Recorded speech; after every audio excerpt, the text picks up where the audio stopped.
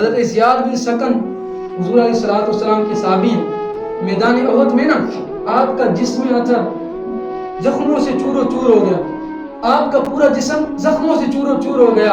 سرکار علیہ السلام جب دیکھا نا کہ حضرت زیاد بن سکن کا جسم زخموں سے چور و چور ہو گیا ہے، سرکار نے فرمایا میرے صحابہ زیاد بن سکن کو اٹھا کر میرے پاس لاؤ۔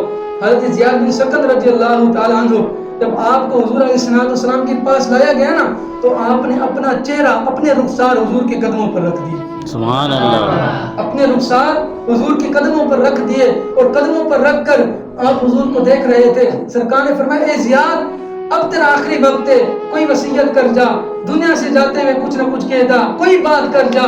تو پتہ ہے حضرت زیاد بن سکن نے کیا کہا؟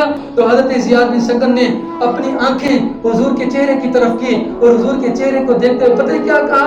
فرمایا آقا منم وہمی تمنا کے بوقت جہاں سپردن برخی تو دید باشم تو درون دید باشی۔ فرمایا یا رسول اللہ یہی تو ایک آخری تمنا تھی، یہی تو ایک آخری آرزو تھی تو کہ جب دنیا سے میں جاؤں آپ مجھے دیکھ رہے ہیں اور میں آپ کو دیکھ رہا ہوں۔